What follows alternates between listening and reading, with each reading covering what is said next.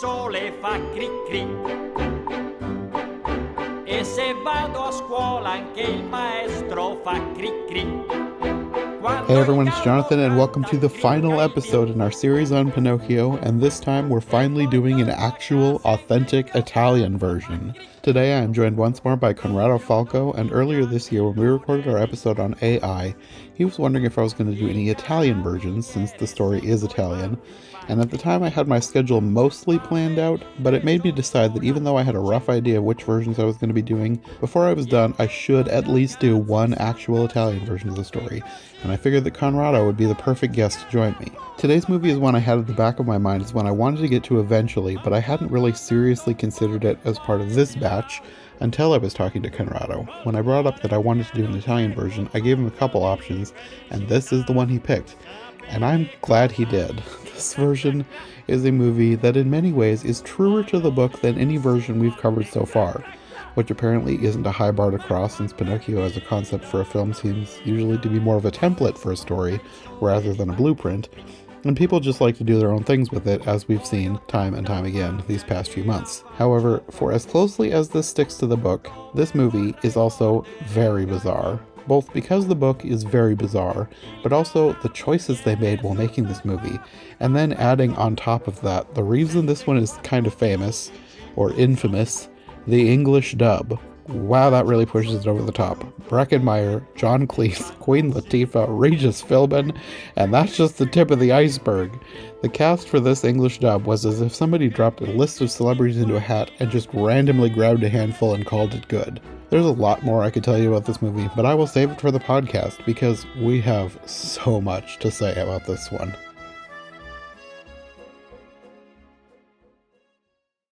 First, I want to ask, before we get into anything, what is your initial reaction to watching this movie?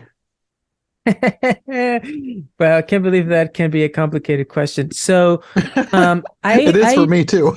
Yeah, I knew of this movie, and I knew that it had an infamous reputation. I remember back in the late 90s, early 2000s, I was a pretty young kid, but I did see the movie Life is Beautiful when it came out.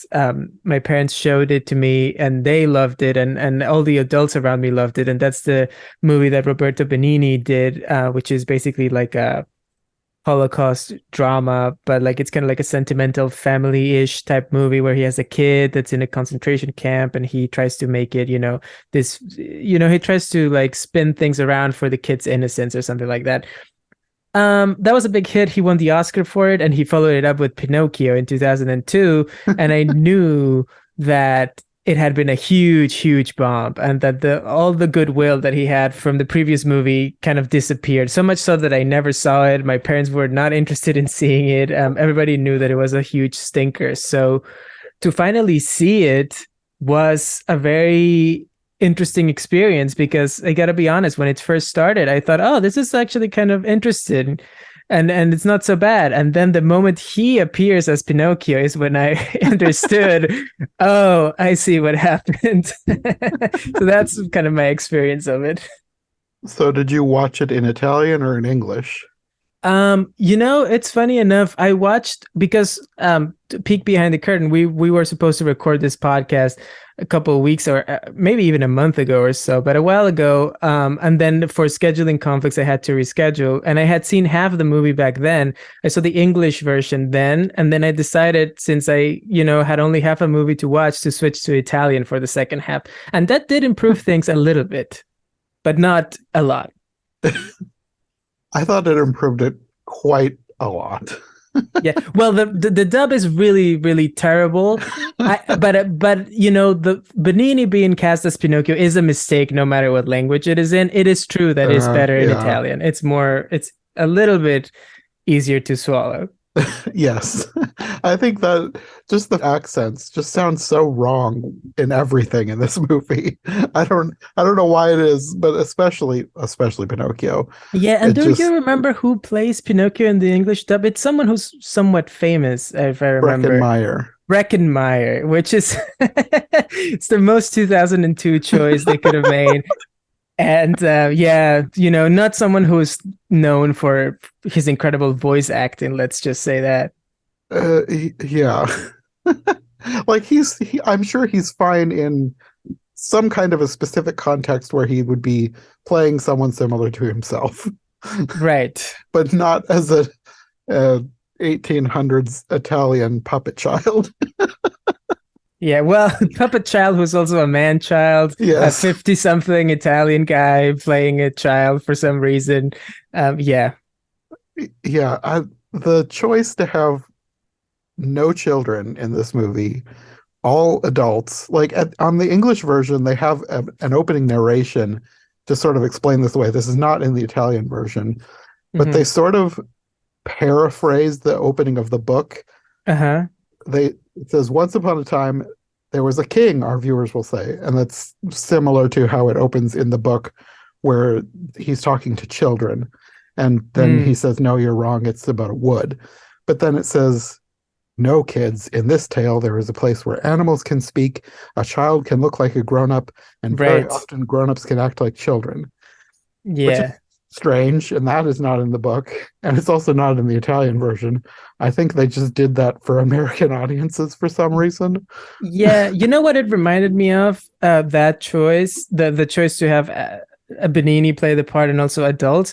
It actually rekindled a memory from my childhood that I had forgotten about, which is that when I was really, really young, my mom took me to see a theater version of Pinocchio for like a children's theater thing. And obviously in theater, you see adults playing children all the time, right? So I went to see Pinocchio. Pinocchio was played by an adult and everyone else was played by an adult as far as I can remember. But what I remember the most is that how old was I? Probably like a 5-year-old or something. I was extremely terrified of that. It was so unsettling. I was so disturbed that I had to leave the theater like barely minutes into the play. Just the moment that I saw a grown-ass man in a Pinocchio costume, I just had to flee and started crying. And this movie, it brought back those traumatic memories. I remember going to a children's theater when I was a kid, but I just thought it was interesting that the adults were playing children. I don't think I was terrified because I think we saw one time I remember seeing Charlotte's Web, and then another time was I don't remember which book it was, but it was one of the Ramona books, and Ramona was an adult. Okay. And that didn't disturb me. I just thought, oh, it's interesting. They have a short adult playing a child. Yeah, and I went to other theater when I was slightly younger, after I got over my trauma, and that was not an issue anymore. But I think there's something about Pinocchio, the character in particular, that is so eerie, and especially when this movie, the way that Benigni plays him, it's just very, because he's not just playing a child, he's putting on this performance of a very manic, very what an adult would think a child is like who has never interacted with an actual child, and it's very disturbing because you're like, I don't know, it's like he's acting in a way that it's not real in any way. It doesn't feel emotionally real. It just feels like a clown trying to be a kid, it's just very disturbing to me. I guess in his defense, Pinocchio is awful in the book. Like, he is an awful child. I did appreciate that about this movie, and I noticed that as well a little bit about the Guillermo del Toro version that came out last year. That they skew a little much closer to Pinocchio's personality from the book, which obviously the Disney version, which I love, very much changes that and turns him into a very different character, complete innocent, in a way that is not really accurate of the original at all. I think the Disney version of Pinocchio has skewed people's perception of what Pinocchio should be. Because Pinocchio, if you're following the book, he is an awful child. And the book is not a sweet story at all. I mean, even the Disney version was dark, but we'll get into it later. The book is deeply disturbing in places. Yeah, it's not only dark, but it's not very sentimental, which the Disney movie really is, and in a beautiful way. But the book is not that at all. It's like a very picaresque comedy. Have you read the book recently? Not recently, but I did read it at some point when I was probably a young teenager around that time, and I was surprised at the time.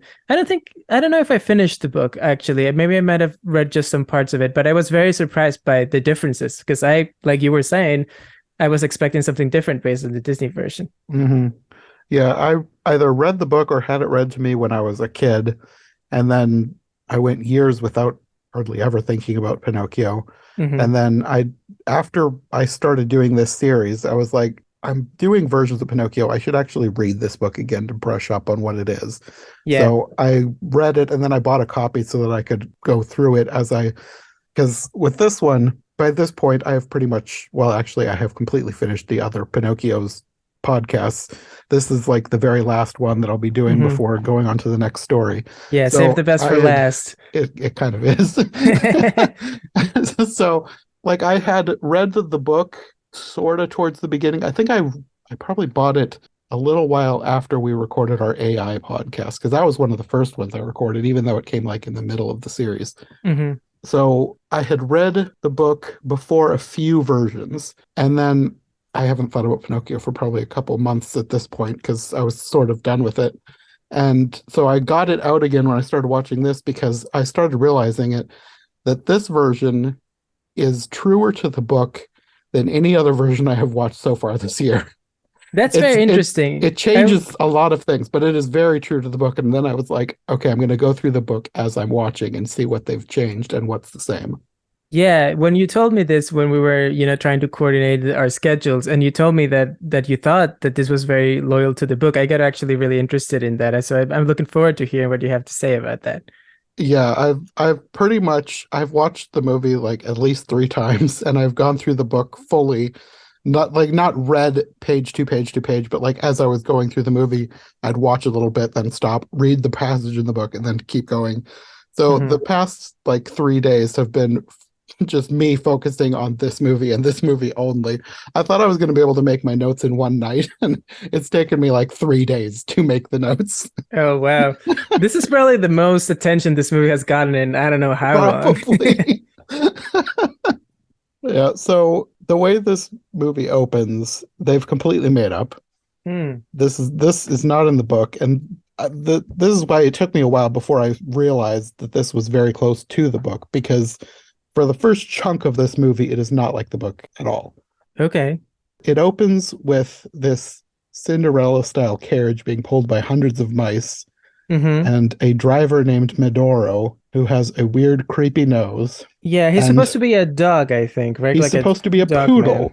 A And poodle, I had yeah. completely forgotten about this character because I think he's only in like one page of the book.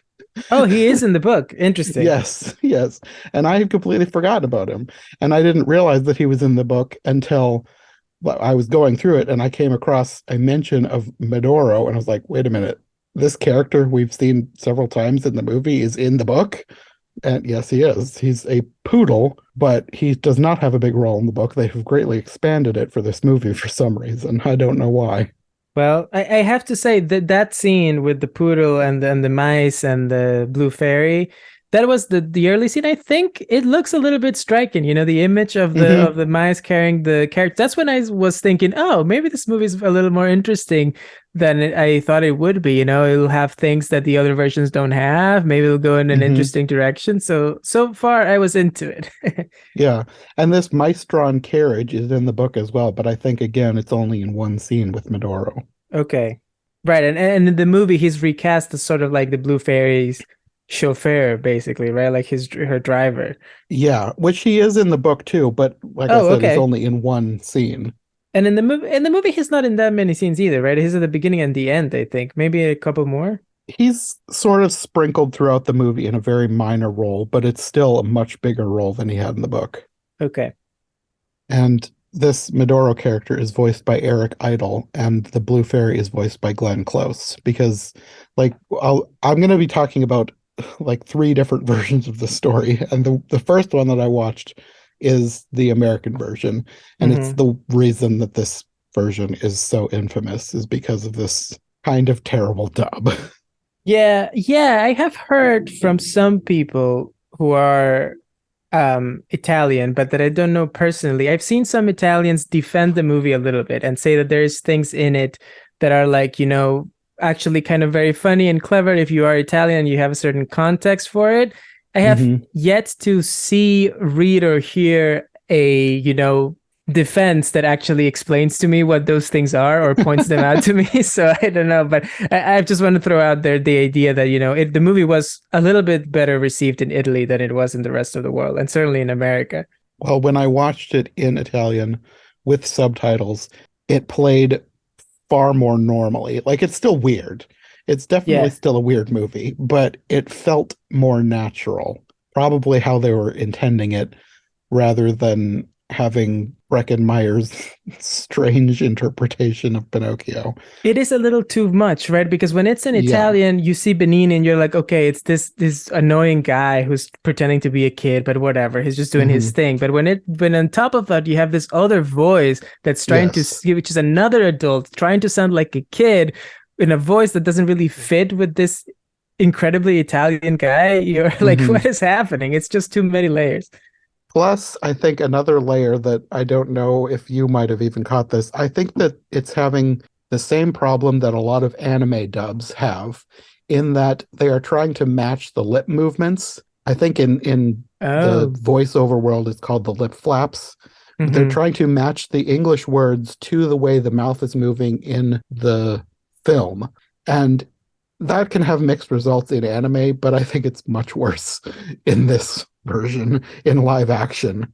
Yeah, anime is right, because a lot of anime they just have what you were saying, the flap. They just open and close their mouth, which is Uh-huh. easier to do than when you're actually moving it like a human. Yeah.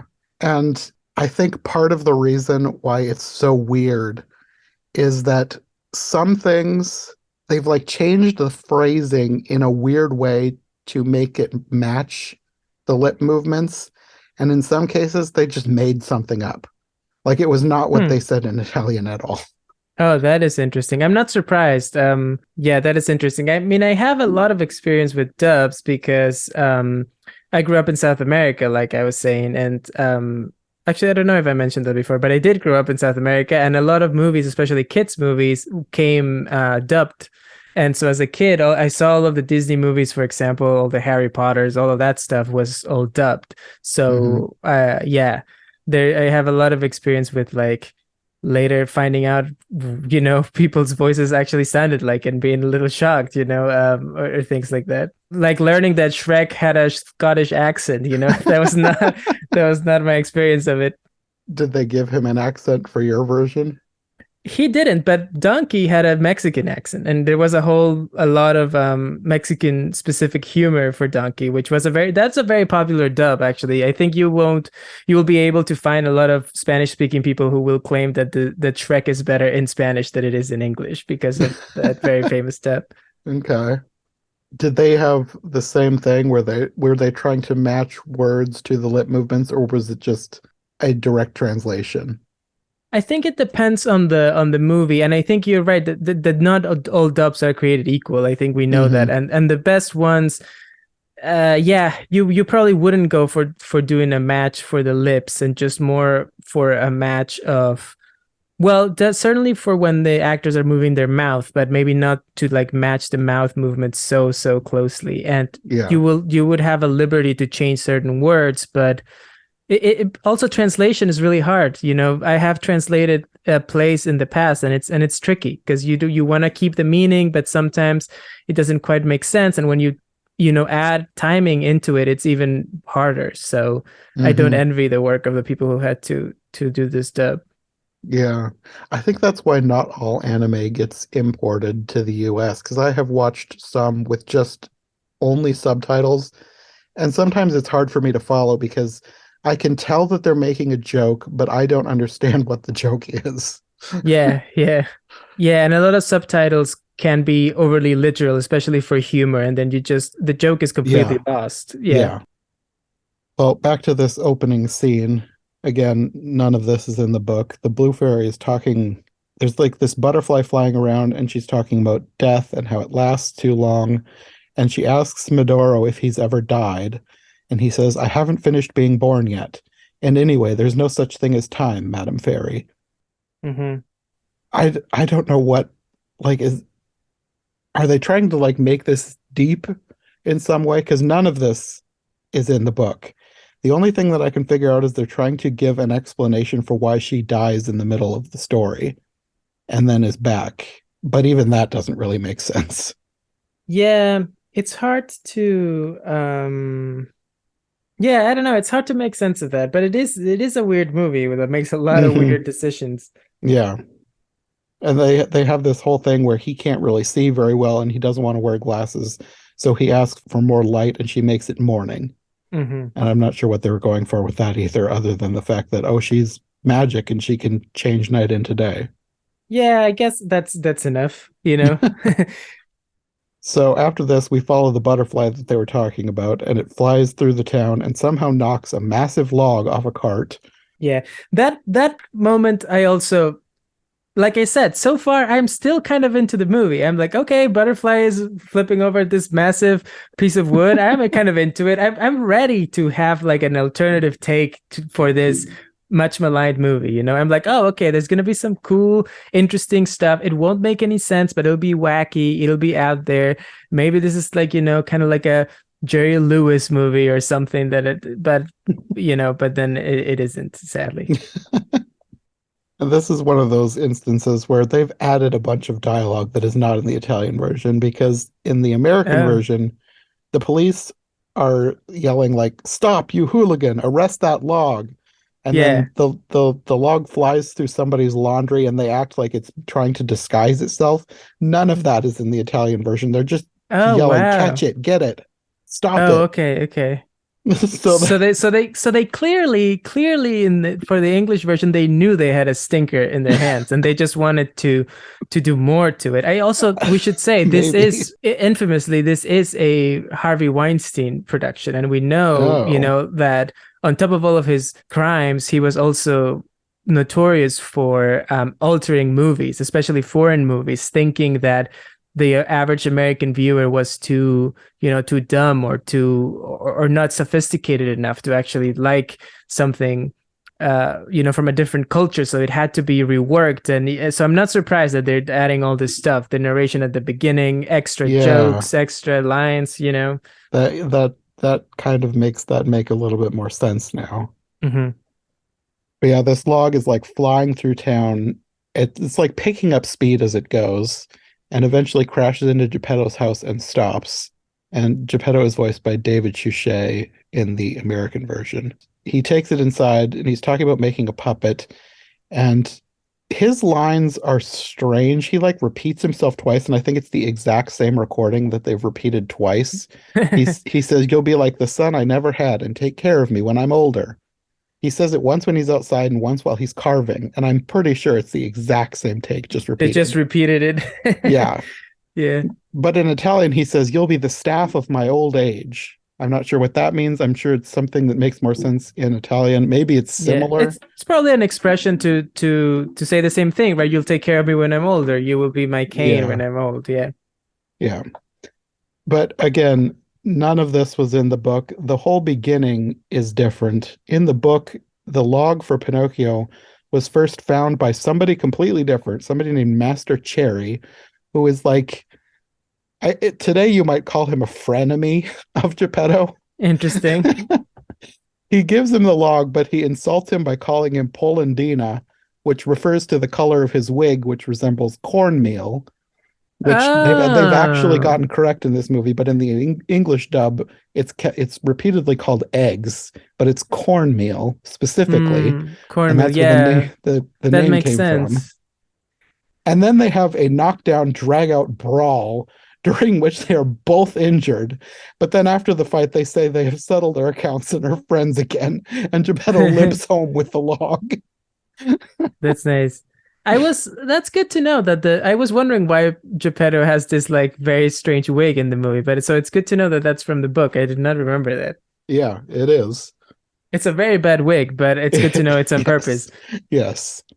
So he starts carving it into a puppet. He has like this full minute plus long conversation with it. And this is where he's talking about the wig, and there's a joke about it looking like eggs, but it's supposed to be cornmeal or cornmeal pudding. Uh-huh. And Yeah, polenta, as they call it in Italian. Yeah, that makes a lot of yeah, sense. so it's like at least a minute before he finally realizes he's speaking with a log, and then he runs outside thinking that he's going out of his mind. But in Hmm. the Italian version, he doesn't say anything about thinking he's going crazy. He's like, did I actually hear a log speaking? Hmm. Like he's questioning whether he actually heard it. He's not thinking that he's going crazy, which I mean, I think I would think I was going crazy. So I know why they added that to the American version. Right. But yeah, it all feels weird, but it feels more natural in Italian. Yeah, definitely. And that's when the nightmare begins, right? That's our first scene with actual Pinocchio. And it is, I feel like you will know immediately whether or not you can endure this movie. The moment he appears, he's jumping around, he's screaming, he's laughing maniacally. He is like he's a lot. He's jumping on the table, he's running around destroying everything in his wake. So people who are, prone to not tolerate the shenanigans of Roberto Benigni are in for a tough time. I can't imagine being one of the first people to see this movie in the theater when this scene plays and just think, oh boy, what have I gotten into? Yeah, I mean, they have changed this somewhat from the book, but his whole, I don't know, pattern of behavior feels true to the book. Even if it's not exactly what happened, it feels true to the book because, like I said, Pinocchio is awful in the book. Yeah. And you also have a line which I think a lot of versions do about carving him out of pine, so we'll name him Pinocchio. But that I don't know where that originally came from. I'm going to guess the Disney version because in the book he is named Pinocchio because Geppetto knew a very lucky family who were all named Pinocchio. The father was Oh, Pinocchio, the mother was Pinocchia, and the children were all named Pinocchi. interesting. And that's why he named the puppet Pinocchio. There's nothing about him being made of pine. So I'm guessing that that joke originated from the Disney version, and now every version does that because it kind of makes more sense. There's a lot of things that I think people take from the Disney version because it makes more sense than the book. The book is weird. The book is just, it's a trip. Yeah. I mean, you're the expert on the book at this point, I would say. Kind of at this point. I've gone through it enough that I know more than I ever thought I would about Pinocchio. So yeah, Pinocchio, he comes to life and he rampages, causes destruction, and escapes into the town. And well, in both American and Italian version, he gets arrested, but then he escapes and Geppetto is arrested in his place. But in the book, Geppetto is the only one arrested because they think he's abusing Pinocchio. So they let Pinocchio go and drag Geppetto off to jail in the book. which which I think it's kind of funny. I feel like I wish there was a version of Pinocchio that and I was hoping that this would be it, and it's not, that would lean more into that, into the chaos, into the very, like we were saying, the very dark soul of the book, that it's so chaotic. It feels like not necessarily a family thing, but it's almost like a Looney Tunes cartoon or something, something that is so manic and out there, and it's not sentimental, and it's not about Mhm. father and son and family or whatever. I would like to see that version at some point. If they do a version that is completely true to the book, the only way to do it would be like a Looney Tunes style. Otherwise, it's going to be Mhm. rated R. Sure, but I would love that. I would watch that. This kind of reminds me of in my next project, I'm working on versions of the Nutcracker. And I recorded a version with my friend Jenna. There's a version of the Nutcracker from the 90s where it seems like they're going for a Disney-esque style, but in the story of the Nutcracker, like the story of the Nutcracker is almost as bizarre as Pinocchio, which I didn't realize until getting into it, kind of like with this. So But many of those 19th century things are kind of crazy and wacky. Those European stories, they were going yeah, through a lot. but in the middle of that story, they have the story of where the Nutcracker came from, and his origin involves people having to bite a nut that is so hard that it breaks everyone's teeth who tries to bite it. Oh wow. And when they go to that part of the story, the animation style completely changes into something that looks like 1960s Looney Tunes. And Hmm. I was like, that is a smart choice because if they had tried to do straight up Disney style, that would have been nightmare fuel. Right. Yeah. That's a good point. So it would have to be something like that with Pinocchio. If they're going to do a bunch of the stuff that happens in the book, it's got to be Looney Tunes or it's going to be rated R. Hmm. So yeah, Geppetto gets dragged off to jail, and they've kind of changed. I sort of changed it. Like I don't know if jail and whorehouse are supposed to be the same, but in the Italian version, they tell him he has to pay for the damages or go to jail. And in America, the American version, they say you're going to pay for all of this, or you're going to be spending a very long night in the poorhouse, which seems weird. And again, maybe that was to match the lip movements that they changed that. I don't know. The dialogue was so clunky, especially everything between the police and Geppetto. It's like the script was abysmal. Hmm. Also, what do we make of the fact that there is absolutely no makeup at all to try to make him look like a puppet. He just looks like this I know. 40-something Italian guy. But everyone recognizes him Everybody as a recognizes him puppet, as a so puppet. And also, not to, no, okay, we'll save this for the end because there's something very, very disturbing that happens near the end of this movie. I think I know what you're talking about. And Yeah, I'm sure you will mention it. yeah, we'll get there. So yeah, Pinocchio escapes from the police and then he like rampages through the countryside, terrorizing some birds, and then goes home. And then you've got more weird dialogue changes. He says he's starving and he's looking for cookies, and he finds the talking cricket and demands to know where Geppetto hides the cookies. None of this is in the Italian version. Like they are speaking, but their dialogue feels Something completely different. yeah. And the cricket Huh. is also voiced by John Cleese, which is also kind of strange because it's not John Cleese at all. And his voice is so recognizable. And to have it coming out of this little cricket man is strange. Yeah. But the way they're talking, their dialogue is just all over the place. He's talking about not wanting to go to school or learn anything and finding a trade. And they're like jumping from topic to topic with like zero natural segues. But in the Italian version, it all feels a lot more natural. They're talking about the same things, but because they weren't replacing half of it with talking about cookies, it flows a whole lot more naturally. And the cricket is basically telling him woe to children who don't obey their parents. But then, like in the American version, he's like making donkey noises and says, "That's you, by the way." None of that is in the Italian version. It's like they made up half of this conversation for the American dub. Interesting. Yeah, the first half especially is the reason why I say that the Italian version greatly improved the movie for me. Because especially the first half, these first few scenes are kind of awful with the dialogue changes. Yeah, it is really bad, and that's the half that I watched in English, so I know. Yeah. And then there's another change too, where in the American version, the cricket tells him that boys like him will end up in the fireplace or a barn, and then he brays at him like a donkey again. But in the Italian version, he says boys like him end up in jail or the hospital. And then that's where you get the scene where Pinocchio tries to smash him with a hammer. And in the book, he actually does smash him with a hammer. It's unclear in both the English and Italian version whether he's actually dead. It is more clear in a later scene in the Italian version, but the American version really glosses over the fact that he's trying to murder him. He seems to escape in this scene, and they don't mention it. In a later scene, the cricket introduces himself as the spirit of the cricket, but that is not in the American dub. Okay. And is that close to the book or In the book, he straight up murders the cricket. Right, yeah, I remember that. Yeah. He like he kills them almost immediately. Yeah. Yes. Yeah. Yeah, it was also shocking when I first read it. I was like, "Oh, wow, he was such a big part of the Disney version. He's here for like 2 pages." Yeah. And he does come back as a ghost, but he is murdered in his first appearance, and he does not have nearly as big a role as people think because of the character of Jimmy.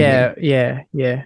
That's right. But yeah, the cricket does stick around for quite a bit in the movie, in this version of the movie. Yeah, he's in this version a lot more than he's in the book, which I think is a carryover from the Disney version. Yeah, probably. There are just certain things that are just too ingrained because that's the version that even Italians probably grew up with that version at this point.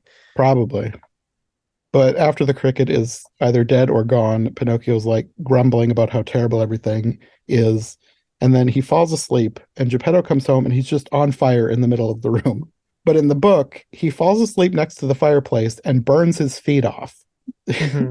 So Geppetto comes home and can't get in the house, and he's mad at Pinocchio for not letting him in, but Pinocchio literally can't let him in because he's lying on the floor with no feet.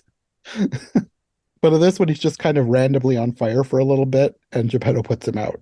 It's kind of strange.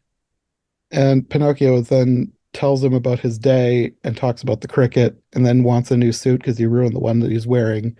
And Geppetto is upset with him, but Pinocchio promises to be good, and Geppetto forgives him. This is a scene where maybe this is one that they were talking about of a joke not translating to America, because in this scene, and I don't know if this is a joke or not, he gives him a pear, but Pinocchio wants it peeled. And the dialogue is different in Italian. He says that he wants it peeled because it's not appealing with the peel. And I don't know if the two words would translate. It feels like a pun to me, but in English. So I don't know if that's a joke that they did not translate to the American version, because in the American version, he just talked about peels being gross and dirty. It's weird. Interesting. It's weird that they wouldn't just go for the easy joke. Yeah, that's what I thought. It's like, of all the things that they try and add as jokes, why not add the one that feels naturally like a joke? Yeah, I don't know. It's just one of the more another bizarre choice in this movie, and in this dub especially. Yeah. So then I think it's the next day, and Geppetto comes home with a book, and he tells Pinocchio that he's been in the poorhouse because of him, but he'll forgive him if he goes to school. But that dialogue is not in the Italian version. He just tells him that he's been out to buy him this book, and then you learn that he has sold his jacket to buy this book. They are really quite different, one and the other. They're going for different. Yeah, that's interesting. Yeah, it's strange, the changes. And it's strange because the changes don't, I mean, obviously they don't make it better. They don't necessarily make it worse either. They just make it more baffling. It's not like the Italian version is not good, but you're just like making it even more confusing. Yeah. And another small, strange change that is neither good nor bad. In the American version, he gives him a hat made of bread, but in Italian, it's breadcrumbs. And in the book, it's dough. So, I don't know. But then this is the point where I started thinking that I needed to like go back and like compare everything to the book, because I started recognizing a lot more things and wondering how it was different from the book. Because here, Pinocchio goes to school but stops at a puppet show, and he ends up selling his book for 4 cents so he can get in. And the puppets are all alive for some reason, which I couldn't remember from the book, but in the book they are actually alive. Like him being a puppet and alive is not weird, because all puppets are alive in the book. And in this movie as well. I did definitely wonder about that. They still have strings. The other ones do. Right. His distinction is he has no strings, as we all know. But so the puppets being alive, I guess, is not weird, because in the book, it's not weird. They're all alive. The thing that is weird, though, is the puppet master, Mangiafuoco. He's a giant for some reason, and he is not in the book. He's just a normal human in the book. Yeah, and that was kind of confusing to me, because I forgot in that scene that the puppets are all human-sized. Because in that scene, he's a giant, and I thought, oh, he's regular, and the puppets are puppets, so they're smaller. That's what I thought, too. But then, of course, the moment Pinocchio steps out into the city, you realize, oh, no, he's just as tall as every other human. He's not even child height, he's just a guy. So, that was confusing. Yeah, so I don't know what's up with the choice to make Mangiafuoco a literal giant. I will say, I thought it was funny. It isn't. I thought it was funny in theory, the idea of the scene in which Pinocchio pleads for his life with Mangiafuoco. I guess what I want to say is, like, I can't imagine a version of that scene that would actually be funny with the exact same dialogue. It would just have to be played a little bit differently by Benigni when he's like, talking about his brother, and he's trying to say, give himself such a sad backstory that the giant takes pity on him. So at that point, I was kind of in the realm of like, oh, this is kind of a wasted opportunity in the movie, when I still had a little bit of patience for it. Yeah, I don't really know how I feel about this scene because it's just so weird. I think the fact that he's a giant completely threw me off, and I didn't find any of it funny. I just Hmm. found it weird. It was also even more weird when I was like, who is playing him? It's Kevin James Oh, in the the American voices. version. He's Interesting. actually putting on an accent. Yeah, yeah. He's like the best actor in this.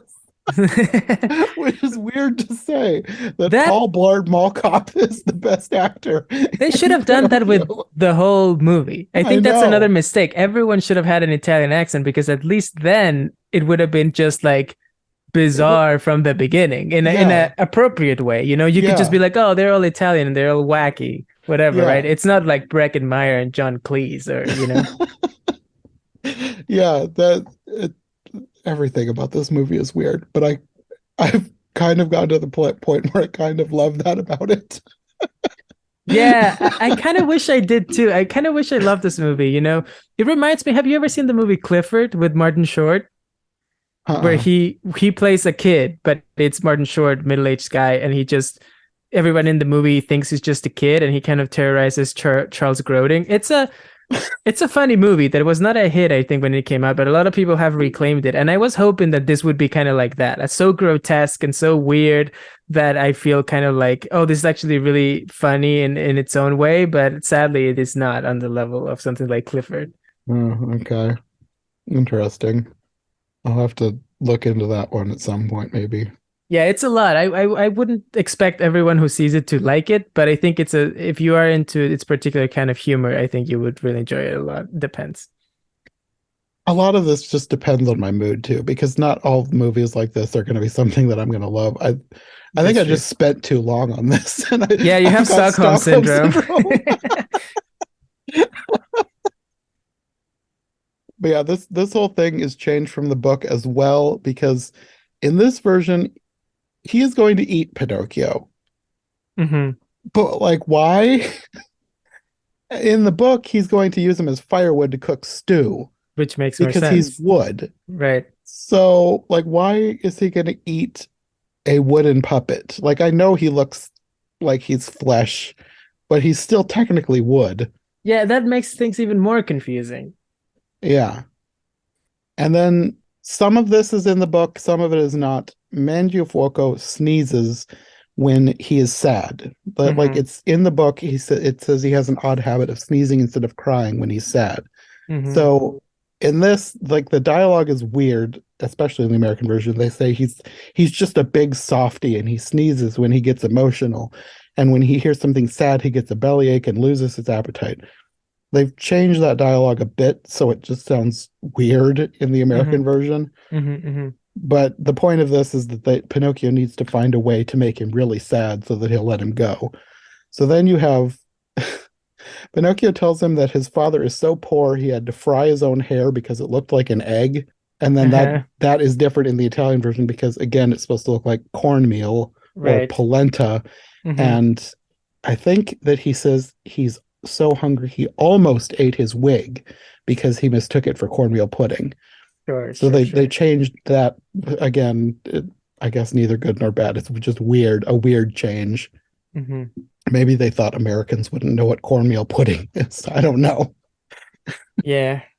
But he also says he never knew his mother and he has a brother who is very sick, but then he changes the story so his brother is dead. And then Hmm. he changed again. His brother keeps dying. Yeah, he died twice. Yeah. And then he goes into this whole thing about them being so poor they can't afford a corpse at his brother's funeral. But then the Hmm. neighbors are so rich that they could afford a funeral with 6 or 7 corpses. And that's the only part that made me almost laugh because it's just so ridiculous.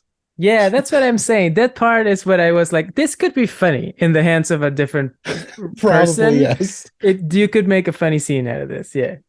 But like the first time I watched it was just with Breckenmeyer, and it's like, this is weird. This is so Hmm. Hmm. weird. Yeah. So I guess all of this was apparently so touching that he has a sneezing fit and he's like blasting all the puppets backwards. And he tells Pinocchio that he's broken his heart, so he wants a kiss on the nose, which is weird, but it sort of happens like that in the Italian version, so whatever. He has compassion on him. He says he'll spare him. And at first he says he's gonna, well, in the book, he says that he's going to use a different puppet instead of him as firewood. And then Pinocchio doesn't want the other puppet to die, so he offers himself again instead. And then he's so touched that he says he'll spare everyone. So that, like, the point of the book is to make Pinocchio a better person. So this is like one of the first instances of him doing something good, and they don't have that in this movie. like half the book doesn't make sense either, but something like that sort of makes sense. And it's also weird. This is the only thing that I can think of for why they made him a giant, because in the book, that when he's going to give him a kiss, it says he scrambled up his beard like a squirrel. So that I think that in the book, they're probably just thinking of him as a little puppet next to a human. So, but then they don't have him scramble up his beard like a squirrel in the movie. So who knows? I think I'm just I'm defending something that doesn't need to be defended. But either way, in any version, he gives him 5 golden coins to take home to his father. So that's where this all leads to, is the 5 coins. Mm-hmm. Yeah, and the 5 coins, which is the whole thing with that's when we get to the famous nose scene, right? That happens right after, I think, or close behind. Which scene? When his nose grows, when he's lying. He's lying about the 5 coins, I think, right? When that happens. Well, later on with the blue fairy. Yeah. But yeah, his nose does not grow in the story as much as people think, because, again, I think this is something brought on by the Disney version. They really made a lot of the nose growing when he lies, and that just almost never happens in the book. It happens once or twice, but it's almost immediately fixed. Yeah, and it doesn't happen in the Disney movie that much either. It's a big set piece moment, but it only happens once, right? Or am I remembering wrong? I think it does. I think it only happens the one time. Yeah. But it is one of the things that people associate most strongly with Pinocchio. But Yeah. it is not a huge part of the book. It's just like one tiny weird thing that happens in a book full of weird things. Yeah. Yeah, so he has these 5 coins and he goes out, he's going home, and then he gets stopped by the cat and the fox, who in the American version are played by Eddie Griffin and Cheech Marin. Mm-hmm. Should have gotten Tommy Chong to play the other guy. They should have. But this is all very similar to the book. They tell him that he can turn his 5 coins into thousands if they go to a land where farmers grow gold. In the American version, they call it Nincompoop Land. Mm-hmm. In the Italian version, they call it the Land of Featherbrains. But in the book, depending on the translation, because different translations call different things, Mm-hmm. my version calls it the City of Simple Simons, but other versions call it Catch Fools. Huh. So it's strange. I don't know. Catch Fools sounds to me like it's probably closer to the literal translation of the Italian especially name. when you get to a joke later on, which is a joke that they did try to translate, even though it's weird. We'll get to it. It is one of the jokes they did actually try to translate well. Mm-hmm. But yeah, they need to go to a place that they call Miracle Meadow, but in the book and in Italian it is the Field of Miracles. In my translation, it says the Field of Wonders, but I like the Field of Miracles better. And they give him the story about if he plants this gold in the field, it'll grow a tree filled with more coins. And they pretend that they don't want any of it. It's all for his father. And they actually have this scene at the inn, which in the book, I think it's called the Inn of the Red Lobster. I think they call it the Red Prawn Inn in the movie. I'm not sure. I think I heard somebody say that at one point. But there's only staying there till midnight for some arbitrary reason. And at that point, Pinocchio is supposed to wake up and meet them outside to go to this field. But when he wakes up, they've already left, and he has to pay for everything because they didn't want to offend him. So he's now down to 4 gold pieces. Mm-hmm. On his way to find Miracle Meadow, he runs into the cricket again. There's a line like, "I thought you were dead." And in the book, he is dead. Right. But in this version, in the Italian version, he calls himself the spirit of the cricket, and he's actually glowing, so he's a ghost. They just changed this for the English dub for some reason. I don't know, maybe it's too traumatizing to have him have actually killed the cricket. I don't know. Yeah, I guess. But he's basically warning him against get-rich-quick schemes and Pinocchio won't listen to any of his advice, so he disappears with a final warning to watch out for assassins, which is true to the book. And the fox and the cat come back as assassins, which they've changed this a little bit for the movie, but it is similar. They've changed how he gets away from them. And this is one of the things where this would be rated R if they actually did the scene the way it is in the book. Because in this version, he escapes when they accidentally set themselves on fire. But in the book, he hides the coins in his mouth, and they attack him and try to pry them out of his mouth. And he bites off one of their hands. Oh. But when he spits the hand out, he's surprised to find that it's a cat's paw, which is your first clue as to who these assassins are, because he's actually bitten off the paw of the cat. So yeah, that's something I have never seen anyone actually be true to the book with in any version. Except when I make my Looney Tunes version. I mean, that probably could work in a Looney Tunes version. It'd be a lot less traumatizing if it's cartoony and ridiculous. Exactly. Are you enjoying this episode of the podcast? Do you want more content from me and my friends on the iHeart Movies Podcast Network? We have exclusive bonus episodes, extended episodes, preview content, and more waiting for you right now on Patreon. Patrons also get the chance to request episodes, so if you want me to cover something I've never done before, sign up and let me know.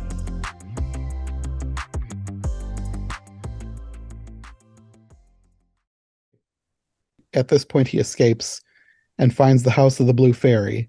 In the movie version, she tells him that there's no one home and she's not there either, and then she goes back inside. But in the book, she says that she's dead and she's waiting for the coffin to take her away.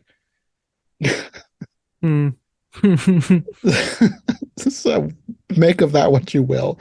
There's a lot about the fairy that is just not explained. She's a very weird character.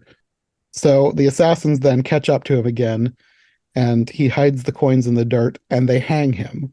In the book, they try to chop him first with giant knives, but the wood he's made of is so hard that the knives shatter, and they hang him instead. Oh, that's interesting. I did know this part. I remember either reading or hearing about how he gets hung, and that's one of the things that people bring up when they're talking about how much darker the book is. Well, it's even more dark when you know that this is where the book originally ended. Right.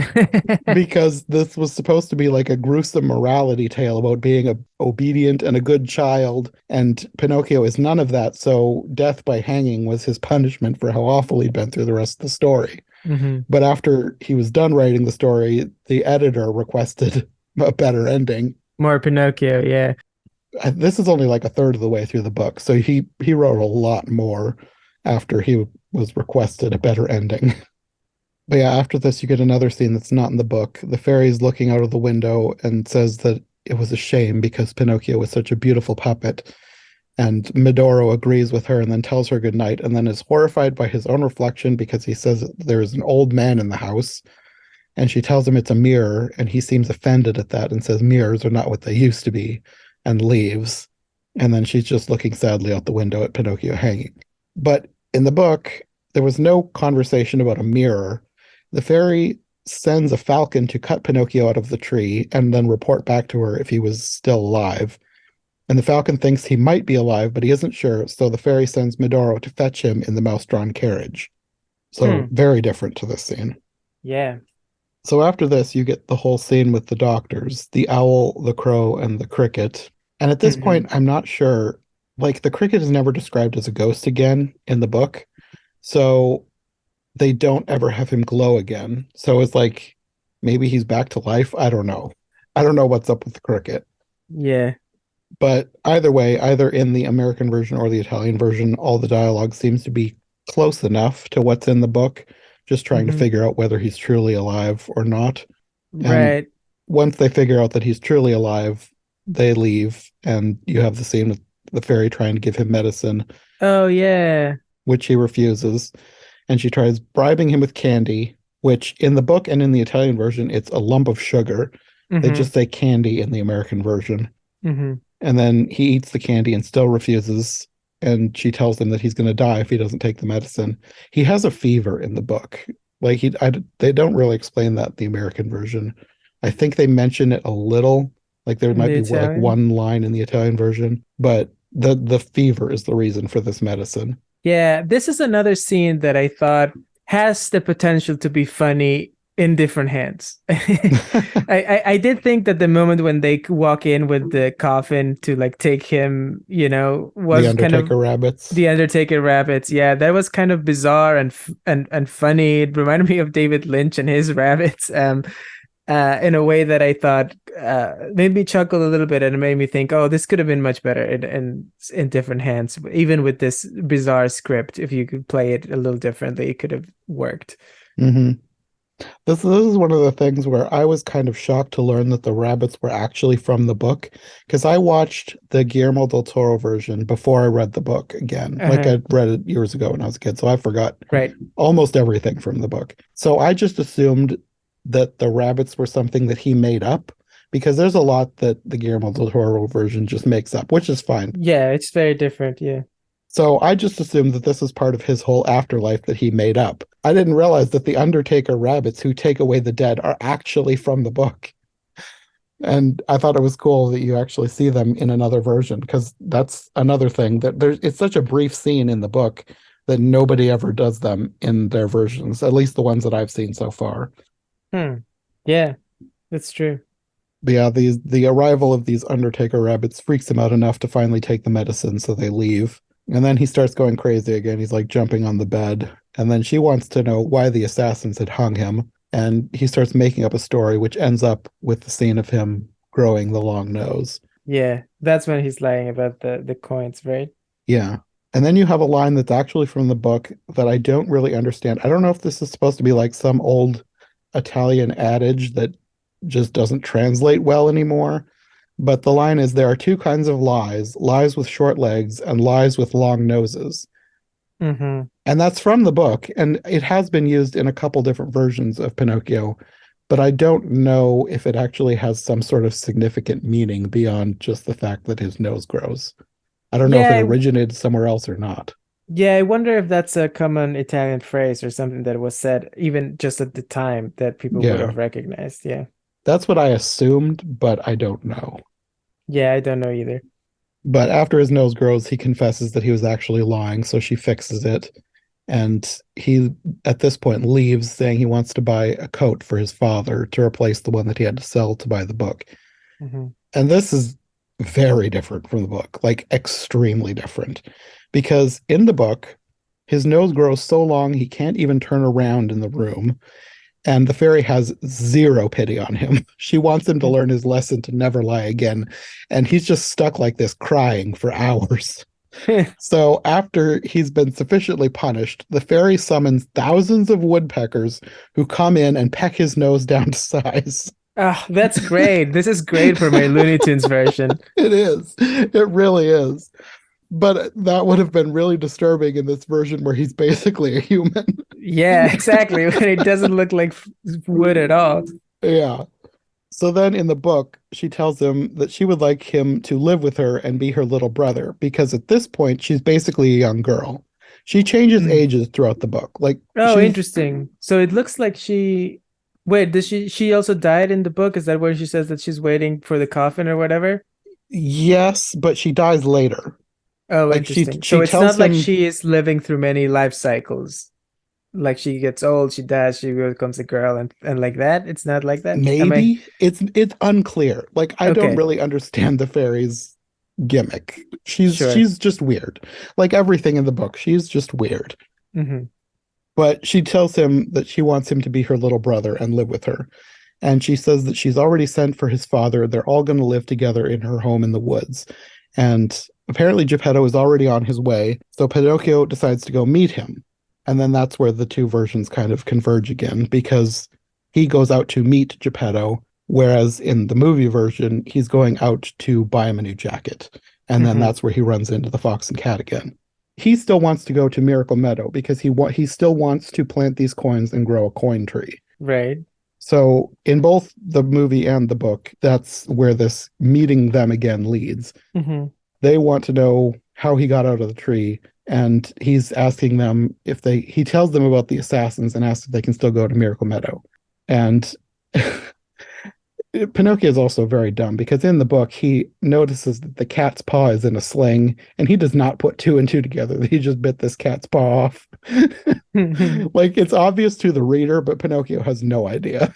Yeah, He still thinks that these two are his friends and the assassins are two totally different guys. right. And in the book, they explain his paw away by saying that they met a wolf who was starving to death, and the cat was so kind that he bit off his own paw to give it to the wolf to eat. And Pinocchio cries at how wonderful and selfless the cat is. The book is so weird. Yeah, it sounds like the author of the book really hates Pinocchio I think the author of the book and just really hates children. kids. Yeah, it's true. So then after this, it starts going back to being similar to the book. They change some details, but it's close enough. They go to the field to plant the coins, and they tell him that he needs to leave for a half an hour, and when he comes back, it'll have grown into a tree and multiplied thousands of times over. Hmm. Except, obviously, this is a lie, and when he gets back, they've stolen the coins. The biggest difference from the movie version is who meets him here. In the book, it's a parrot, and in this, it's the cricket again. There's like a ton of random animals in the book, like so many random animals. So it kind of makes sense that they wanted to pare that down and just make it some recurring characters. Right. But all of the stuff that happens in this scene is basically the same. It's just the parrot instead of the cricket in the book. Right. It's close enough. Yeah. So at this point, he goes to the nearby town, which they apparently in this movie they changed it from the book in the Italian version and the American version, but it all sort of means the same thing because in the book it's catch fools, Right. in Italian it's sap trap, and Okay. in the American version it's grab a dimwit, and Sure. it's all to lead to a joke because he goes into town to report the theft and he gets jailed by a gorilla judge who looks like a chimp in this version. He does not look like a gorilla. Also, this guy is voiced by David Suchet again, Hmm. who is eating a lollipop, which I think sort of ties into the scene in the jail with that's not in the book. The lollipops are something added to this movie for some reason. I don't know why. Okay. And it's not really clear, at least in my translation. And when I looked it up online, they say he was jailed for the crime of foolishness. That's not clear in my version of the book, and it's not clear in this movie very much, that except for the name of the town, because like in the American version, he says in something like, in the name of the town of grab a dimwit, grab that dimwit, or trap that sap in Italian, or I'm going to guess catch that fool if my Right. version had, I'm assuming that's how it would be in the book, but my version calls it the land of simple Simons, I think, which I don't think is like, if this all is to go on, I don't think that my translation is as accurate as it could be. Right. So he's apparently supposed to be jailed for 5 years, but in the book he is jailed for 4 months, after which time he is released along with a bunch of other criminals as part of a celebration because like the king was victorious over their enemies or something. I can't remember exactly. It's not what it is in the movie. In the movie, the release happens because the king had a kid, but they also changed this completely because when he's thrown into jail, he meets a kid who is an adult named Leonardo. But in the Italian version, his name is, and I'm probably going to mispronounce this, Lucignolo. It's like with an Italian accent that might sound correct. Yeah. It's spelled Lucignolo, but Yeah, I that think they were saying sounds Lucignolo. Lucignolo. That sounds kind of right. But I can see why they would change that for the American version. This is Yeah, to Lampwick. Leonardo, the Yes, the most but this, Italian name Americans could think yes. of. But again, I think they did that to match the lip movements because Leonardo kind of matches with Lucignolo. Lucignolo. Yeah, especially if they're speaking really fast in Italian. Yes. Yeah. But this is Lampwick or Candlewick, depending on your translation of the book. Yeah. Right. So why they didn't just call him Lampwick or Candlewick, I don't know. Maybe they just thought it was too weird of a name. Whatever. But also in the book, they say his real name is Romeo, so they could have called him that instead of making up a whole new name. The Candlewick thing is a nickname because of how tall and skinny he is. Right. But in the American version, he's played by Topher Grace. Another classic 2002. Yes. The whole cast is like so 2002. Well, There's such a weird cast. There's even more weird casting choices coming up later on, even mhm. weirder than the ones we've already had. But yeah, this guy is played by another adult. Like I said, all adults are played by children. Yeah. I don't know why this one weirds me out even more than Pinocchio, Oh, really? just because he's like weirdly hot. It's like, why? This is so weird. And he's Yeah, you're like, right. He's like this generically handsome Italian guy for yeah, yeah. he's like a Ken doll or something, but he acts like a little kid, especially like this trying to scarf down the lollipop. It's just weird. But the whole movie is weird, so it fits right in. But there's also this thing with like he loves tangerine lollipops, which is I, I don't think that was in the book at all. And this whole thing about Mhm. him having like he was jailed for stealing lollipops, none of that is in the book.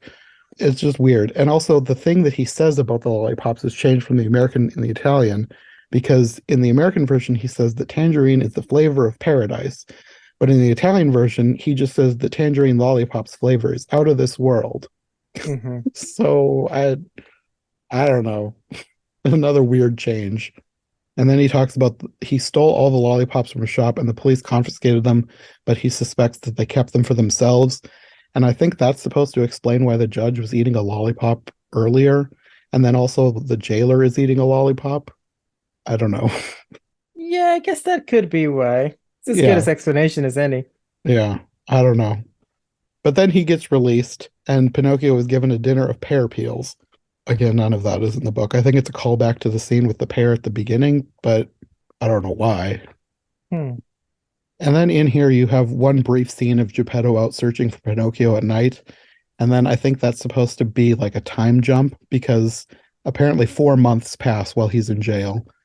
And then that's when they start freeing all the criminals. And in this version, they say it's because the king of Grab a Dimwit had a son. So I don't know. So Pinocchio goes back to the ferry, but finds a gravestone where her house once stood, with a sign saying that she died of a broken heart because of Pinocchio's disappearance. Oh, wow. Yeah, right. And this is similar to the book, but they've left out a huge chunk Hmm. because look, the book is so weird. When he's going back, he finds a giant serpent with flaming eyes and a tail that smoked like a chimney, and he can't get past it until he falls in the mud, and the snake thinks it's so funny it bursts out laughing and then bursts an artery and dies instantly. Well, that is kind of funny. This is what I'm talking about, the Looney Tunes version. It would work. Yes, it really would. It really would. And after that, he goes and he tries to steal grapes from a farm and gets caught in a trap. And they take this scene sort of and put it later on in the movie. But in the book, he is admonished by a glowworm for stealing. And then the farmer who finds him puts him to work guarding the chicken coop as a watchdog because his dog had just died. And then he catches a pack of weasels stealing chickens, and these weasels try to bribe him with the chickens because apparently for years they had been bribing the farmer's dog with chickens, which is why they've been getting away with stealing chickens all this Hmm. time. And Right. Pinocchio refuses this bribe, calls the farmer, and the farmer is so thankful for his honesty that he lets him go free.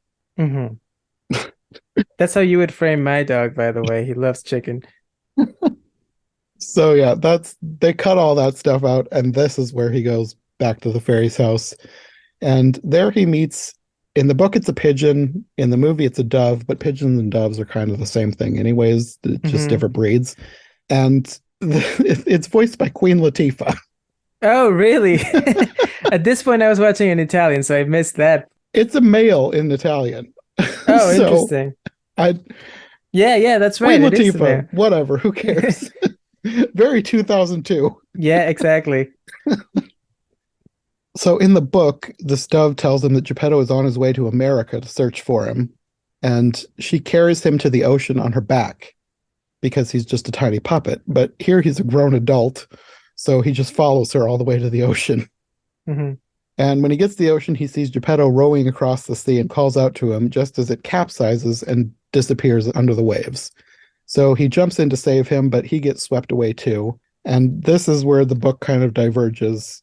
He wakes up on a small island, I think. I think it's an island in the book. Here, it's not really explained exactly where this is, and he's starving. But in the book, depending on the version, like in my version, I think he just talks to a dolphin by the shore, but I think in a different translation, the dolphin carries him to shore. So I'm not sure how accurate my version is. It's supposed to be on a bridge, but who knows? By the way, there's a dolphin here that gives him directions on how to find the land of the busy bees. And how a dolphin knows directions on land is not explained. Sure. Yeah, I guess that's a good point. Also, at this point, just too many lands, too many places to go. Yes. Like, come on, guys, what's happening? And there's more coming, so. Yeah. The dolphin also tells him about the terrible shark, which is the first indication of this thing that's coming later. Yeah, I wonder if that will come into play, this terrible shark. Yeah, it's not really foreshadowed in the movie, I don't think.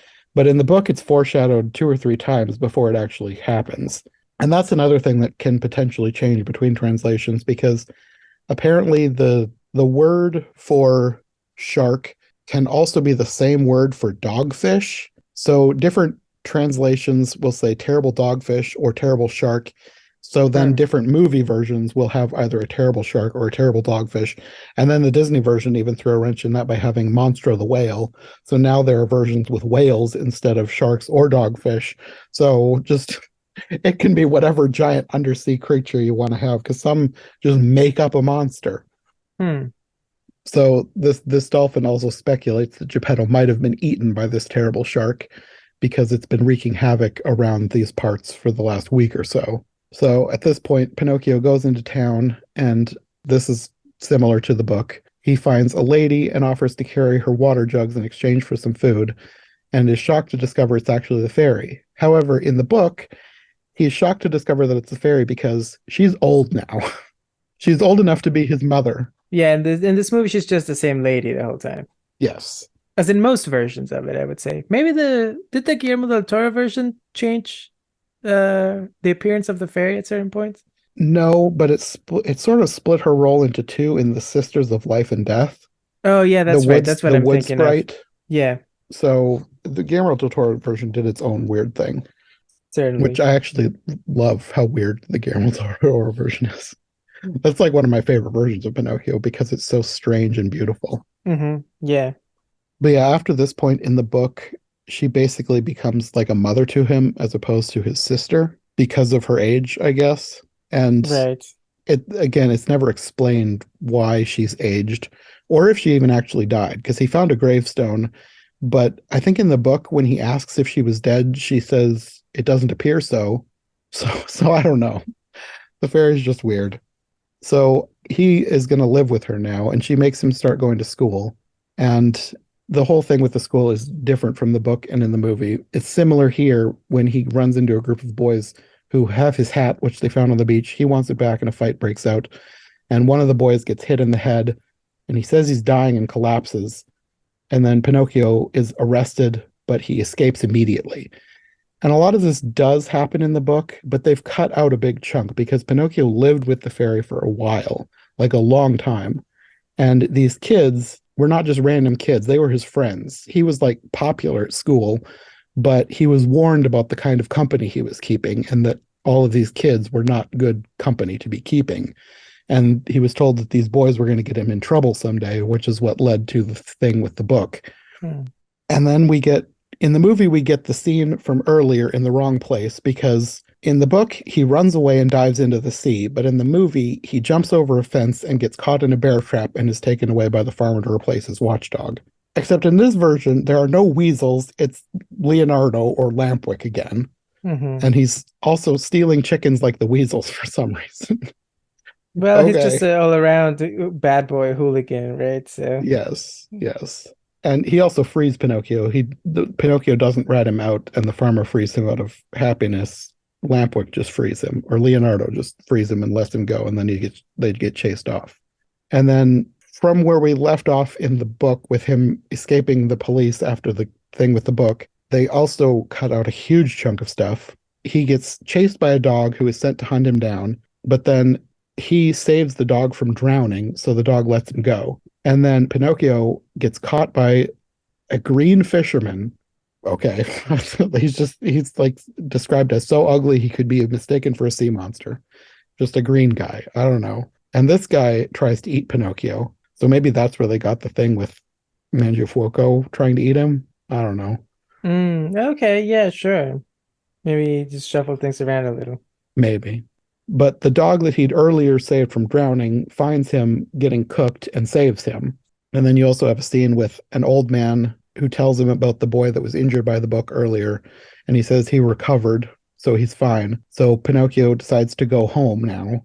And at the fairy's house, he is met by a snail who we've never met before. She just randomly has a snail friend now. And the house is 4 stories high, so the snail can't let him in very fast. And it takes her 9 hours to get from the top floor to the ground floor. And Pinocchio is so mad that it's taking her so long, he kicks a hole in the door.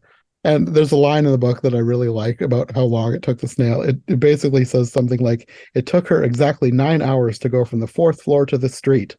How she must have raced. So none of this is in the movie. No. Yeah. But like you said, this would be a good cartoon. Oh, it would be great. I can see it in my head. But what is the last thing you've mentioned that was actually in the movie? I think I lost track of it. The last thing was when they shuffled things around and they escaped from the farm. Right. Okay. Yeah. And the shark hasn't come into play yet, right? No, that's still a ways off. Both in the movie and the book? Yeah. Oh, okay. All right. I thought we were getting close to the end of the movie. I guess that was just hopeful thinking. Well, we sort of are. I mean, we're making headway. Yeah, that's true. There's still some weird stuff to come. But yeah, this is where things start sort of coming back together, but it makes more sense in the book. For as weird as it is, it makes more sense in the book, because in between the scene with the book and getting back home to the ferry, he's had a ton of terrible things happen to him, and he is very repentant for how he used to behave. And then he behaves himself for the whole rest of the year. He lives with the fairy again for the rest of the year. And after this point, she says, now he has learned his lesson and offers to turn him human. But in the movie, it basically makes no sense, because this kid got injured, he ran away, got caught, and then came back. He did not have time to learn any lessons. But she says he's learned his lesson and offers to turn him human. And then you have a scene with a party that's not from the book. In the book, there is going to be a party, but Pinocchio is sent out to deliver invitations to the party. And he can't find his best friend, Lampwick, Candlewick, Romeo, Lucignolo, Leonardo, all the many names that he could have. He cannot find him. And I think at this point is the first mention of this character in the book. He has not been in the book at all before this, but he's been in the movie for at least the 2 scenes earlier. So I guess they just kind of wanted to seed him out through the story, so it makes more sense that this is his best friend. Because it says he's his best friend in the book, but you've never met him until this point. There's a lot of things in the book that you kind of feel like he was making it up as he went, and he never went back to edit anything. So when Pinocchio finds him, he tells him that he can't come to his party because he's leaving at midnight for the land of toys, or as the American version calls it, Fun Forever Land. I just started laughing at how ridiculous that was. I mean, the land of toys is ridiculous in itself. In the Italian version, it's Playland, but it's just so much stranger just to call it Fun Forever Land. Yeah. Even just go with the Disney version, call it Pleasure Island. That makes so much more sense than Fun Forever Land. Playland is perfectly fine too. Yeah, it is. But it sounds, it sounds like what they were doing with the whole thing. They're just punching it up, there's it has to be more than just that, we want a little extra here. And to just go with a ridiculous name. Yeah. And a lot of this is similar to the book until it comes time to leave. Because at midnight, when the stagecoach arrives, the donkeys that are pulling the stagecoach are described as being all different colors, some with stripes, and they're all wearing human shoes, which is the first clue that something weird is going on here. And the one that Pinocchio tries to ride keeps kicking him off, But this is going to be another R-rated thing. The coachman goes down and bites off the donkey's ears and forces him to carry Pinocchio. And as they're going, Pinocchio hears a whispering voice warning him to get out of here. Don't come with us. But he can't tell who's talking. The only thing he notices is that the donkey is crying. So, yeah, every version has really sanitized this from the book. Mm-hmm. This is about when they start turning into donkeys, right? Another kind of famous Pinocchio scene, I think, thanks to the Disney version largely. Yeah. Yeah, because it's so scary and harrowing in the Disney version, especially for kids. But I have to say, the moment in this movie, that's one of my least favorite. The most, I had such a hard time enduring the moment when they look at each other, Pinocchio and this handsome Lampwick guy, and they're just like laughing at each other, and it just goes on forever. And I'm just like, what is going on? This is not funny. It's not fun. I think that's a case of them trying to stick too close to the book, because in the book, they look at their ears and laugh until they cry. So right. I think they were just kind of sticking to that. But they've also changed a whole bunch of this anyways, because the cricket is not in this scene in the book. He meets, depending on your translation, either a marmot or a dormouse. Right. So, okay, but just it's replace him also with the cricket again. It's so different in the book, though, because you can write it in one sentence, like they laugh until they cry. You don't have to experience it with these two adults like laughing and for minutes at a time. Yeah, Yeah, it was definitely one of my least favorite parts of the movie. Yeah, and at this point, the movie's been going on for a while, so I had little patience for it. Well, it could have gone on even longer, because this scene in the book takes 5 months. Oh boy, they live at the land of toys for 5 months before they turn into donkeys. Yeah. So they've really shortened the timeline. I think it's only like a day or two here. But yeah, long story short, they turn into donkeys, which everyone knows is coming. So in the book, yeah, they start laughing till they are crying, and then they can no longer stand up and they fully turn into donkeys, at which point the coachman comes to collect them. And in the movie, Leonardo turns first, and then the cricket comes back and tells Pinocchio that it's too late for him. He lost his chance to become a real boy, and now he'll be a donkey, only good for pulling a cart. Then he leaves, and the movie leaves out a good chunk of time where Pinocchio and Lampwick get separated. Lampwick gets sold to a farmer to replace his donkey who had just died, which seems to be a recurring thing in the book, like replacing an animal that just died. And Pinocchio gets sold to a circus, which you see in the movie, and he trains for months to learn all the tricks that the ringmaster wants him to perform. And that's where we pick back up in the movie. They just cut out that whole chunk of time with Pinocchio performing at the circus. And you probably wouldn't have gotten this since you're at this point watching in Italian, but the ringmaster is voiced by Regis Philbin. Oh, wow. That's very 2002. Wow. It's so random. It's so weird. And it's such a recognizable voice, too. He does a tiny bit of an accent, too. So I didn't remember right away that it was Regis Philbin. I had to look it up, and I was like, oh, wow. Oh, really? He puts on an accent? That's even better. It's not as good as Kevin James, but he makes his voice slightly less Regis Philbin-y. Yeah, well, Kevin James is one of our greatest talents. Of course it's not as good as him. But then, like in the book and movie, he sees the fairy sadly watching him at the circus. And at this point, he's too sad to perform well and ends up hurting himself. I don't think that they explain it in the American version. I think they do in the Italian version. But he breaks his leg. Like, he tries to jump through a ring and breaks his leg.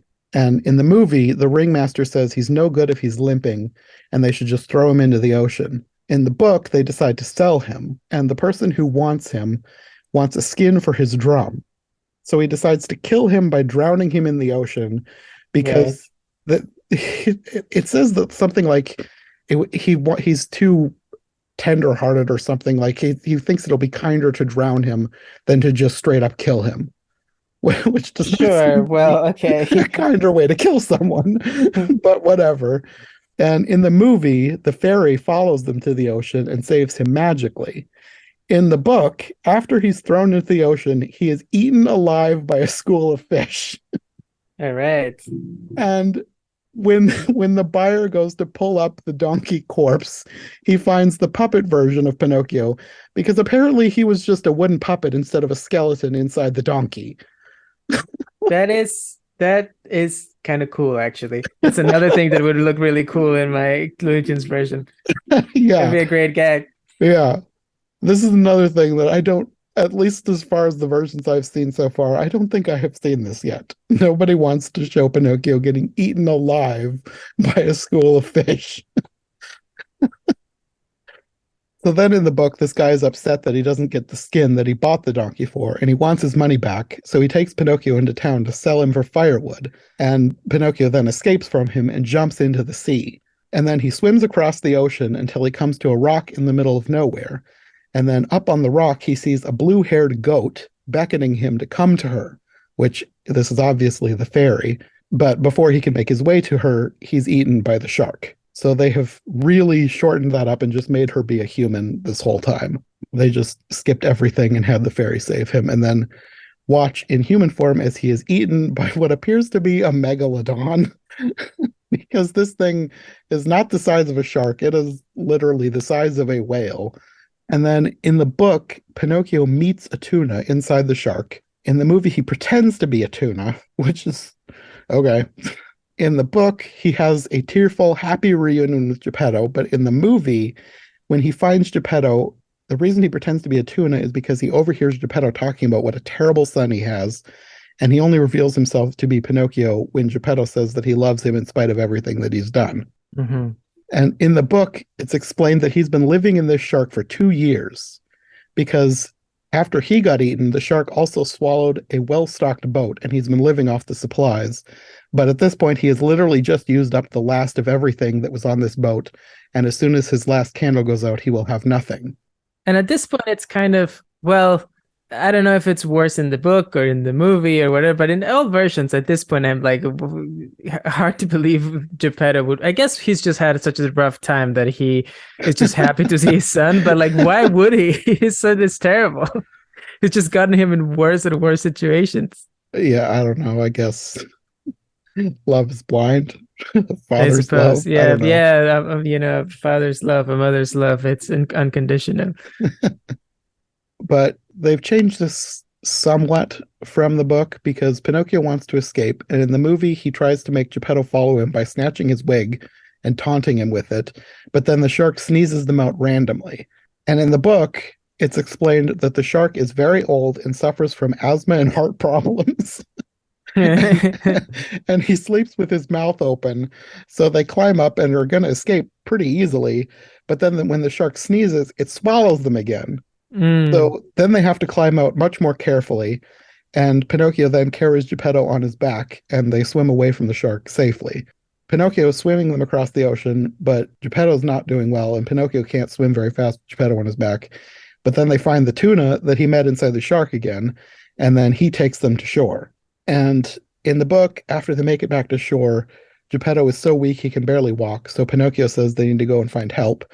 And they don't get very far before they come on the fox and the cat again, who have basically fallen to abject poverty. The fox had to sell his tail for some reason, and the cat had been pretending to be blind for so long in order to garner sympathy from people and beg for money that he actually became blind. And now, another lesson about not lying. Yes. And now they're basically just begging for money and food. And they recognize Pinocchio, but he has no mercy on them and leaves them behind. And As then, he would, that psychopath. And then he comes to a small hut where they find the cricket again, who tells them that a blue goat just gave him this hut yesterday and then left forever, bleeding sadly to herself that she would never see Pinocchio again.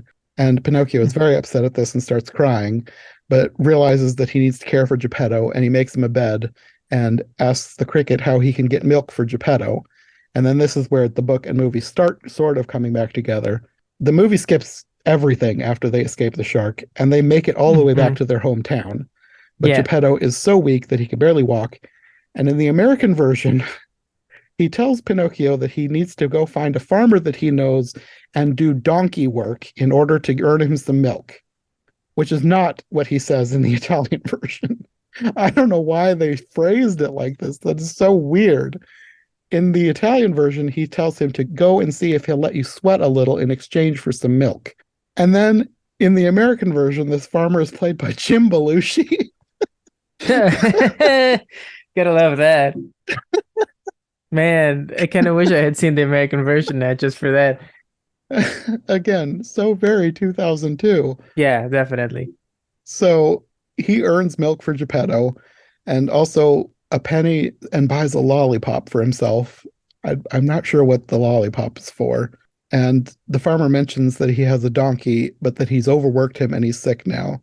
There's there seems to be a thing with farmers having animals that die.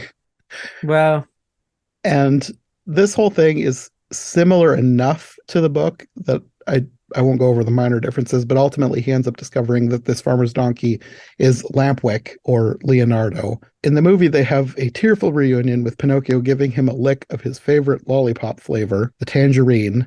And in the book, Lampwick just reveals who he is and dies instantly. Here, they try to make it this emotional thing with Pinocchio giving him a lick of his tangerine lollipop. And he says, the flavor of paradise in the American version, and then dies. In Italian, he just whispers, out of this world, and dies.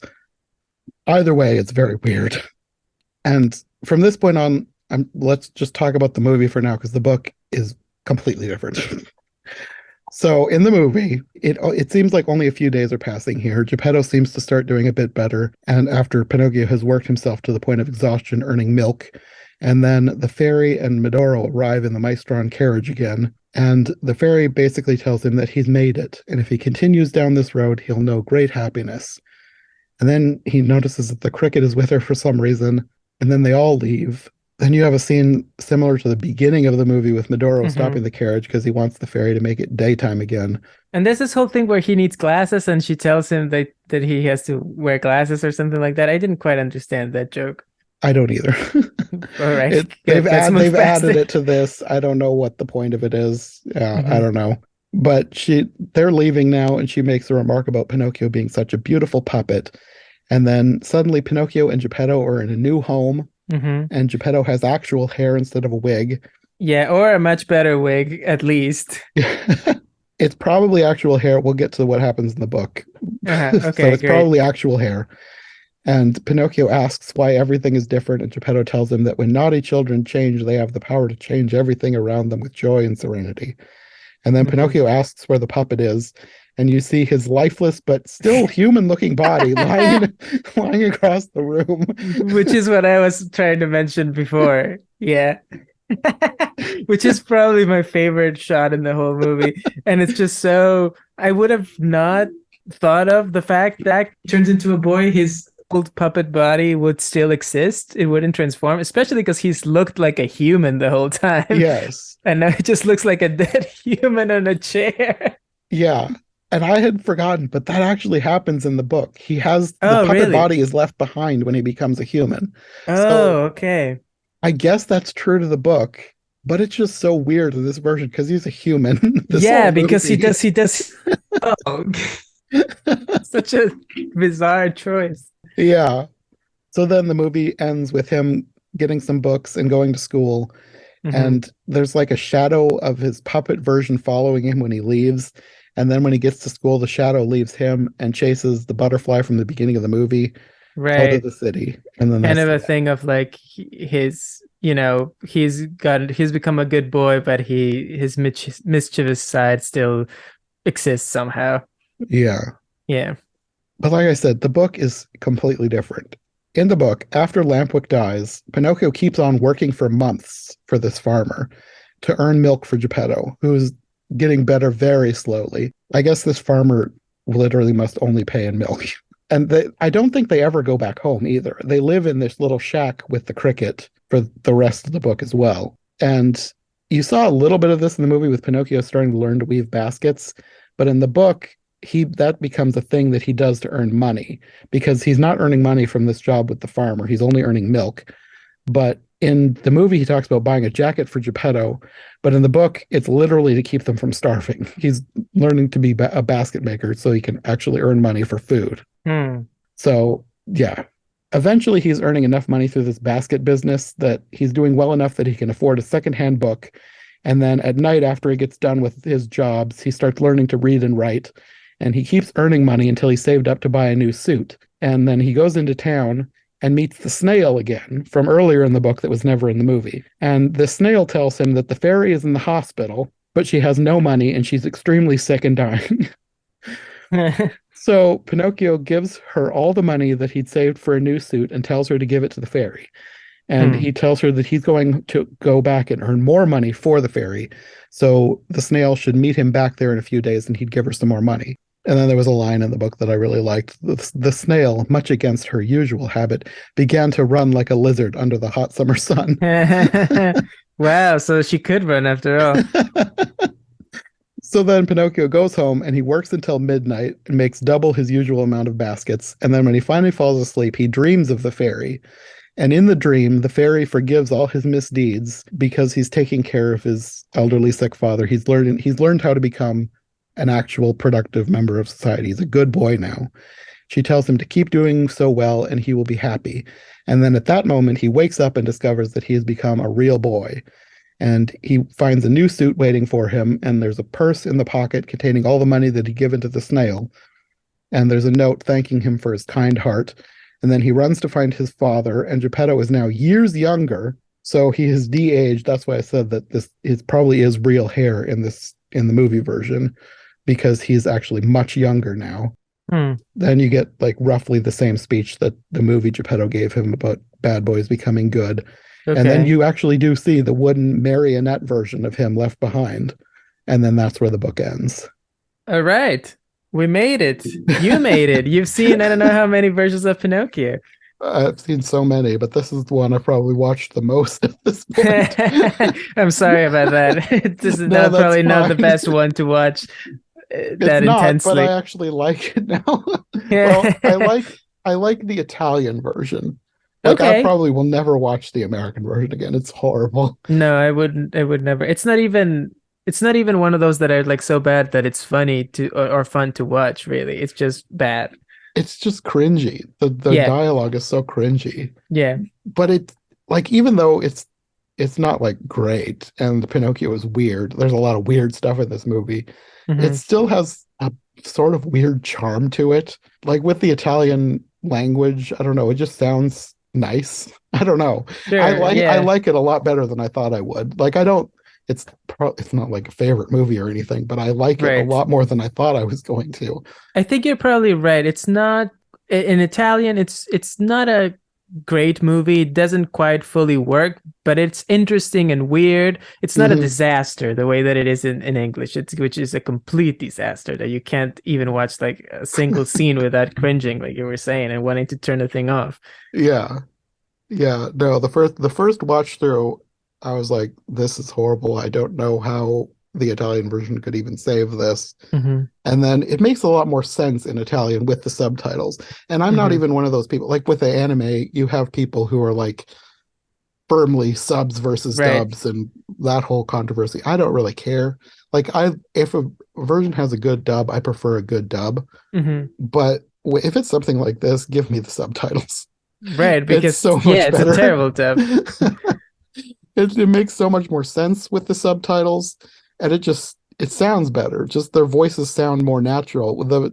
Having this middle-aged guy with Breckin Meyer's American voice coming out of his mouth is so weird. It's lot. So strange. But yeah, I've seen a lot of bad Pinocchios. This is not one of the worst if you watch it in Italian. Wow. Okay. All right. That's good to know. If you're watching in American, it is one of the worst. But in Italian, I weirdly kind of like it now. All right. Well, I'm glad you invited me to be on this more than one version of Pinocchio, since we did AI, which is loosely inspired, but definitely one of my favorite movies. Like we spoke. Like I talked about in that episode, and now one of probably my least favorite movies. I don't know. No, it's probably not even that, but something very different from AI, that's for sure. Yeah. No, I'm glad we did this one. Like, I had wanted to do an Italian version, and this is one that I'd had in the back of my mind. I wasn't really planning on doing this one with this, like I had planned out all the ones that I've done so far. And I think the reason that I chose to do this one is because when we did AI, you were asking me, are you going to do an Italian version? Mm-hmm. And I was thinking at that point, well, I probably would in the future, but maybe not now. But once you said that, I was like, you know what? I probably should, because this is an Italian story. I Mm-hmm. should do one that's like an authentically Italian version. Mm-hmm. And there were actually two choices because Yeah. the guy who played Pinocchio in this one did a second version Mm-hmm.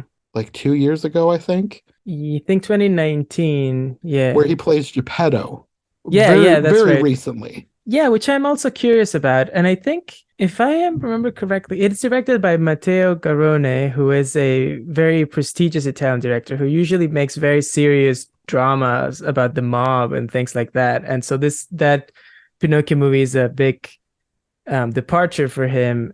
And it looks very visually striking with some very It interesting does. effects and makeup. And I think it even got a couple Oscar nominations, I want to say. Yeah, I got nominated, I think, for costumes and makeup, if I'm not mistaken. I'm Yeah, looking that yeah. up, which makes it very interesting. Yeah, just looking at the stills, you see that the Pinocchio in that movie looks very much like a puppet with some Hmm. pretty cool makeup effects. And yeah, Yeah, Benigni plays Geppetto in it, which I think it's interesting casting, given his history with the character. yeah. Well, I still want to do this one. So if I next time I get back to Pinocchio, maybe you and I should do this one and see if he redeems himself with this version. That'll be interesting. Just from the one trailer that I watched, this one looks good. The 2019 Yeah, one. I think it got pretty good reviews, so Yeah. So I yeah. think it will be a far better film. It may not be as memorable, at least for the reasons why the 2002 one was memorable. But I think as a film, I think it will be a much better film. Yeah, that's for sure. Well, that is the last of my Pinocchio for this year, I guess. I don't think I will get back to Pinocchio for a while, but Mhm. I'm glad we did the ones that we did because this one, even though I wasn't planning on it, it's probably one of my favorite episodes. Actually, I think both of the ones that we did, plus the Guillermo del Toro version, are some of the best podcasts I've done. They're like Oh, great. I don't know. I don't know what it is about Pinocchio. It wasn't one that I was like super into, but I think it's just the fact that it can be reinterpreted so many weird ways that Yeah. it's just so interesting to see how many different ways it can be taken. And then it's been taken in some really good ways too, which is like the Guillermo del Hmm. Toro version and AI sort of. Hmm. There's some of my favorites now, both And the even movies and the podcast that we've made. So yeah, and even the Disney version is a reinterpretation of it in so many ways as well. It's yeah, so different. So yeah, so I hear what you're saying, and certainly I'm very honored to have been invited to be part of these episodes, and I had a lot of fun recording them. So thank you. yeah. Well, thank you for joining me and for suggesting that I do an Italian version because I would have saved this for the future if you hadn't have said that. Because I wanted to do this one, but I didn't think I was going to get to it. But I made an Hmm. actual effort when you wondered about doing an Italian version. So Oh wow. I'm glad that you mentioned that and came on for this one. I'm glad it worked out the way it did because you could have easily hated me for suggesting this and then making you watch this. No, I've gotten to the point where even if I hate a movie, like if I'm doing a podcast, I like talking about bad movies now. Yeah, I think it's well, sometimes more fun than talking about a good one. And this especially if one, they're so bizarre as this one, right? yes, yes, that's what made this one so much more fun was because it was just like, what on earth am I watching so many times? Hmm. Yeah. But yeah, I guess that will probably be the end of this episode until the next time. I'm not sure what we'll do next, but I'll probably have you back before we do another Pinocchio episode. We'll have to talk about something else. Sure. Yeah, I'm always happy to be a guest on this show. Okay, well, we will have to talk about that, but until then, do you want to let people know where they can find you if they want more from you? Yeah, of course. You can find me on Twitter at Coco Hits NY, and also you can find me on my own podcast, which I co-host with film critic Rachel Wagner, who I am sure must have been a guest on this show at some point, right? Yes. Yeah. And she'll be on here next month too, because they're Oh, going to be well. doing Hallmark versions of the Nutcracker. Oh, wow. Great.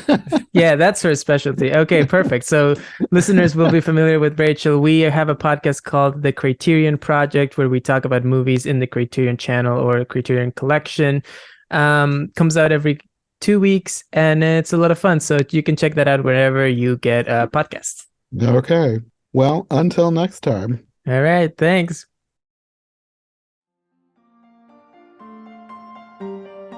Thanks for listening to Every Version Ever. If you like what you've heard, make sure to subscribe on your preferred podcast platform or to our YouTube channel. Make sure to follow my co-hosts as well, and if you want more content from us, check out one of the other podcasts in the iHeart Movies Podcast Network, or check out my brand new Patreon. My link tree, as well as any other relevant links, will be in the description. We'll be back soon with another brand new episode, so thanks for listening, and we'll see you next time.